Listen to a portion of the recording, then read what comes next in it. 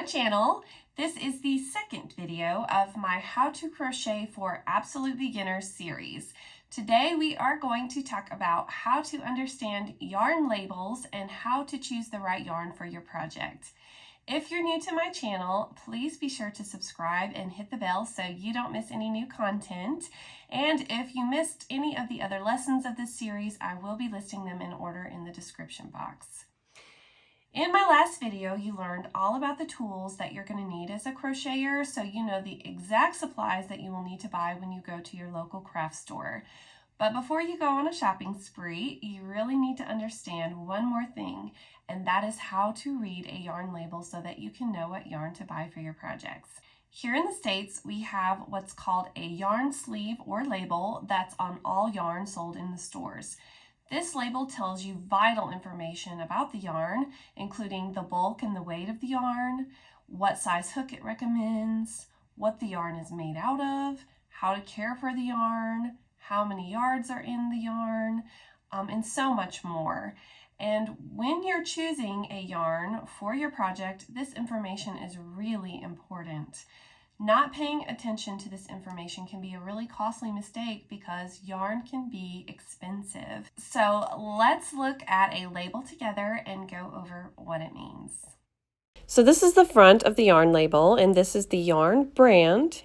Tweed indicates a specific line of yarn. It's also letting you know that there's a pattern on the back and that it was made in Turkey. This gives you the dye lot. This is very important because if you're making a project, you want to make sure that you get the same dye lot number for your project, else there might be a little discrepancy in the colors. So definitely make sure you pay attention to that. This is also the color name and number. So this is gray confetti. You will see here that it gives its weight in ounces and in grams. This is the yardage here, so it has 252 yards, or for those who use the metric system, 230 meters. Move a little down further, this is the fiber content, so it's 90% acrylic, 8% viscose, and 2% polyester. So that is what this is made out of. If you look a little closer here, this is the weight size category, so this is a category 4 medium yarn. It can be washed in warm water. It can be dried in the dryer, but it cannot be ironed and it cannot be bleached. And this little circle with the A in it means that it can be dry cleaned in any solvent. Down here it mentions the size of knitting needles and the size crochet hook that it recommends for this particular yarn. And that is also mentioned here in the suggested hook and swatch size, but that's not quite as important. So you'll notice that different brands have different sleeve layouts or label layouts. So this is Lion Brand's Woolies Thick and Quick. So that's the brand and the type of yarn or the line of yarn. And it tells you here the weight in ounces and in grams, the amount of yardage, and the amount of meters. Then it tells you the fiber content right here. Then it tells you the size weight category, which is super bulky size 6. Then it tells you the size hook and needle that it suggests using for this yarn. It tells you that it can be washed and dried, so those are the care instructions. And then here's the color number, and the dye lot right here, which remember that's very important, so make sure you pay attention to that.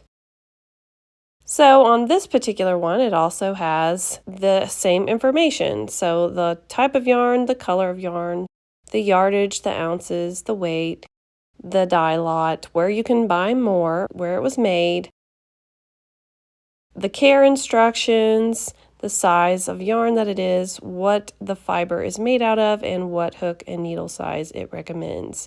Since these symbols are kind of hard to remember, I did link some for you to print off and take with you to the store if you need some help remembering what I just went over. I wanted to mention that eventually you are going to need a ball of cotton. This is 100% cotton. This is a good amount of yardage as well because our first project will be a washcloth. You do not want to use a fiber like acrylic for a washcloth. You want to use cotton. So you don't need this yet because we're not doing the project yet, but just keep in mind that eventually you will need some cotton for our first project. You also do not want to practice with variegated yarns because you will not be able to see your stitches. You do not want to practice with dark yarns, so even though this is bulky, you don't want to use it because it's too dark.